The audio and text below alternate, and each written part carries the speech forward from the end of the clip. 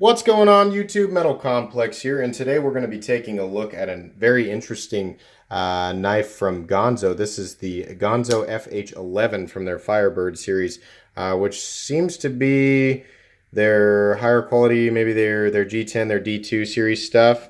Really cool looking knife, and we're going to move right on into why it looks so cool and get the elephant in the room out of the way right now. So part of the reason I picked this knife, I actually do not agree with a lot of what Gonzo does. For those of you who are not aware, Gonzo takes a lot of knives, a lot of knife designs that have been proven to be very popular, and they make essentially the same design into a much cheaper knife. A lot of times they'll change the materials and things, but they'll keep the overall design. I thought that I had found a Gonzo that was not copying anything because I had heard that Gonzo was getting better about, doing some of their own designs and things. And then it hit me all at once. Oh my gosh, this is basically a Liangma Warrior or Warrior 2. So that's what this is, and that was my fault, and this is still a copy, and that's the issue that I have with Gonzo knives. I will try not to do that again. But this is going to be a giveaway knife. This is not one that I'm going to sell. I don't support companies who copy other designs so blatantly, and I'm sorry, that's what's happening here. I had a long conversation with actually another person.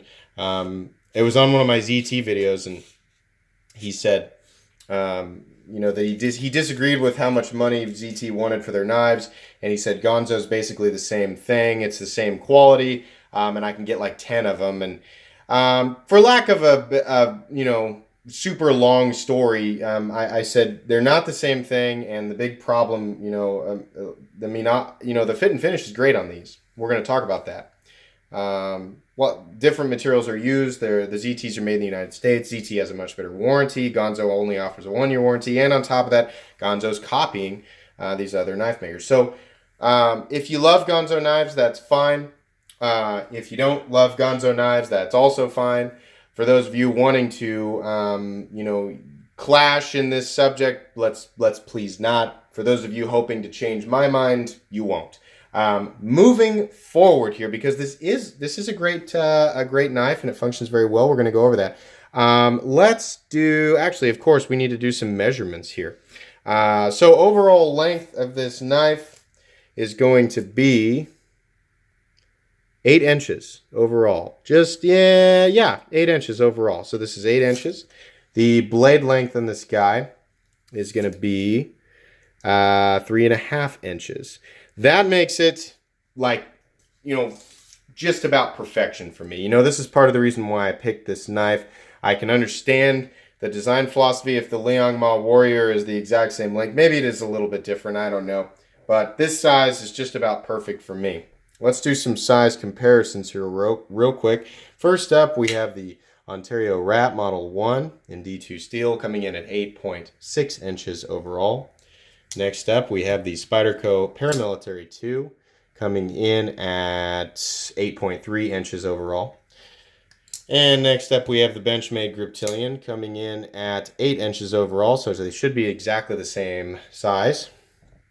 And last but not least, we have, of course, the Spyderco Delica coming in at 7 inches overall. So you can see there, this is going to be a great size for EDC. Let's weigh the knife. Grab my scale here. Close her up. Let me give you a demo of this action. Nearly free falling. Pretty impressive. Zero it out. Weight on the FH11. Coming in at about 4 ounces. Let's try it again. Maybe flip it over. 3.95. Just shy of 4 ounces. Call it 4 ounces. So great size, great weight. Let's talk about the anatomy of the knife. This is a nice, ground very high drop point blade.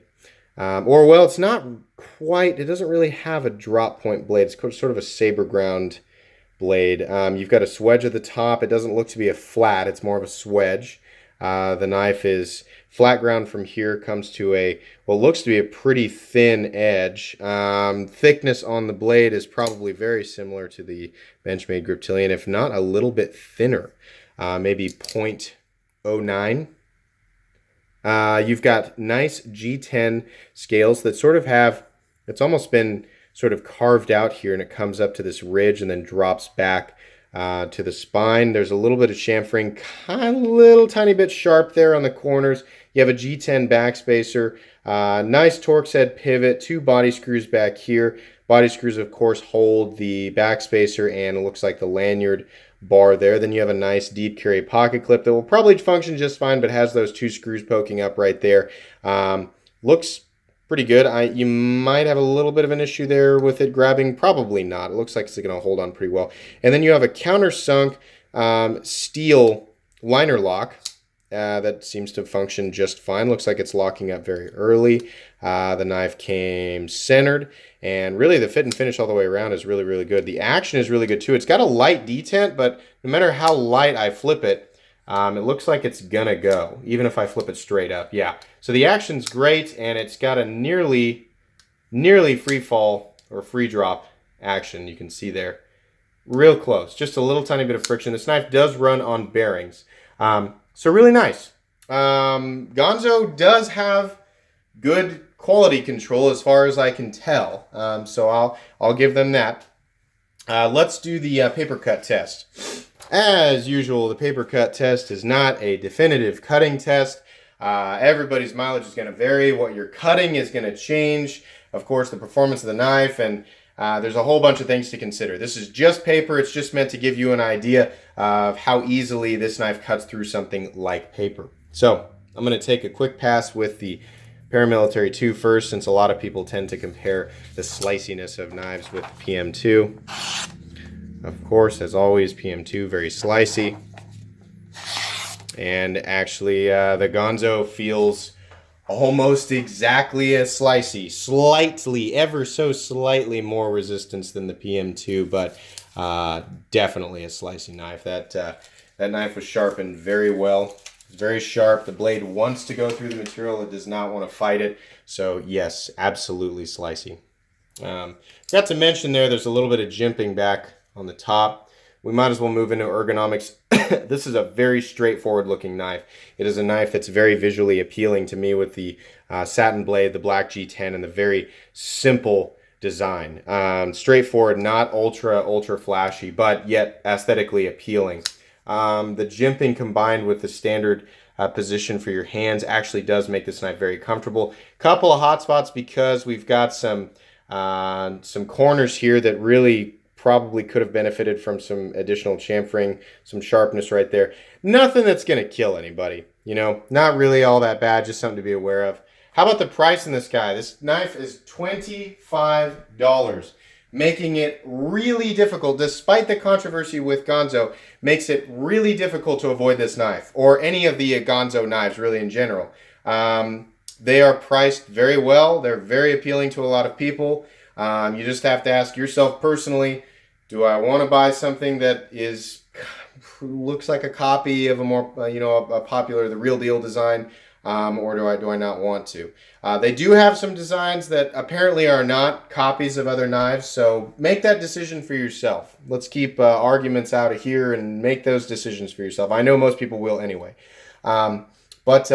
Yeah, ergonomically this knife is great. Fit and finish is great. Functionally, the knife is great. The materials are great. $25 buys you quite a bit compared to what else is out there. Really, really hard to avoid. So, what you're getting for your $25 is, of course, a blade that has been satin finished in a way that's pleasing. You can see the grind lines there. You have nice G10 scales that are solid G10 all the way through. You have a blade that's been ground symmetrically. You have hardware that fits correctly and is a head type that's going to be easy for disassembly. You have solid lockup, up, down, left, and right. There's no wiggle there. You've got action that functions really well. You've got a nicely tuned detent, even though it does feel on the lighter side. Honestly, it does flip reliably, and the knife runs on bearings, and it feels very smooth. This knife feels more like a $50 or $60 knife, but again, referencing back that conversation I had with that gentleman, I guess for anybody else who thinks like that, is it on ZT's level, or is it in the realm of a $100 to $200 knife? No, absolutely not. This is D2 and G10. It's a really, really nice knife, and it's going to compete with knives all the way up to about 75 bucks, honestly. This is a fantastic knife for the money. Controversy aside. But I mean, for people who are questioning, I mean, I get maybe that was an isolated incident, but for anybody who's questioning, is this knife as good as a ZT? No, it's not. ZT is generally, the knife in particular that was being compared to is the 0562, a titanium frame lock that has either the standard version being either S35VN or LMAX steel, which is they're more premium stainless steels than D2. ZT again has a much better warranty and is made in the United States, and all the way around there's just more detail that goes into it. But is this a great knife for the price range? Oh my gosh, yes. If only this wasn't a copy of something else. If Gonzo started exclusively making knives that were not copies, and they just kept this same level of attention and fit and finish, oh my gosh, we'd be in business. I would have a lot of these on the channel. Unfortunately, I will not be showing any more Gonzos until I can be absolutely sure that they are not direct copies of anything else. Again, this will be a giveaway knife to one lucky viewer. It will not be sold. I'm not looking to benefit off of any profit from this knife. I paid for this knife myself, or the remainder of the cost there, outside of what people donated. So anyways, I am honestly very impressed with this knife. It's really impressive, and it kind of makes a lot of. I mean, I'm always gonna love the Rat. So let's look at this here. Rat 1, it's a liner lock. It's D2 steel.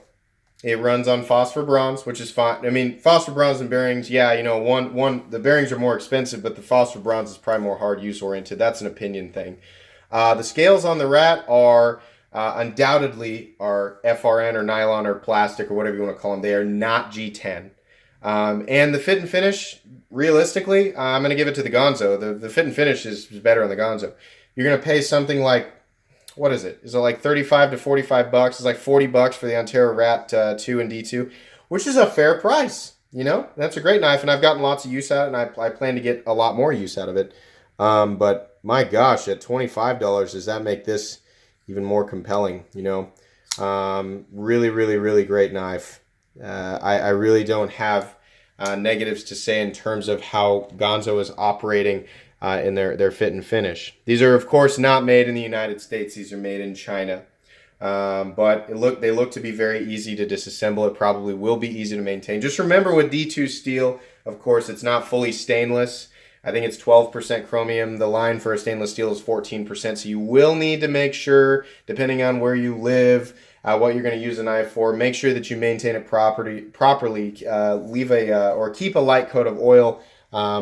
Well, don't keep a light coat of oil on it. Apply a light coat of oil and then wipe it off every now and then. What the knife comes with, if you watch the unboxing, it comes in this box right here, and then there's another little sleeve box that kind of fits in there. A little salt pack, and to my surprise, a little microfiber carry and cleaning pouch with the Firebird logo on there. Am I saying that correctly? Is it Firebird? Is Gonzo Firebird? Is that the trim level, I suppose, of this knife? But that's pretty cool, for 25 bucks. I don't really care the condition of the box at 25 bucks, but I think it's kind of neat that they send the little carry pouch. So that's pretty much it, guys. That is pretty much all I can say about this knife. I am impressed, but I'm kind of on the fence given the situation and what it looks to be a copy of. I hope you guys are excited about this. I love giving knives away. I love making people happy. If you want to be involved with that, if you're not subscribed to this channel, and you want to be notified when I do the giveaway, then go ahead and subscribe. You do not have to be subscribed to this channel to enter the contest. I'll give the details on it. It will be free to enter. It'll be, make sure you're at least 18 years of age. Make sure you check the laws in your local area and make sure that you live in the continental United States. It'll be one of those. I'll do a video detailing that and explaining everything. So anyways, if you enjoyed this video, please leave a like. If you'd like to check out my other content, I do of course have lots of videos of knives that are either expensive or inexpensive that I do or don't like, so please check those out. And if you enjoy all my content, then please go ahead and subscribe to my channel, because there's definitely more coming. Thank you again, everybody, for watching, and I hope you all have a great day.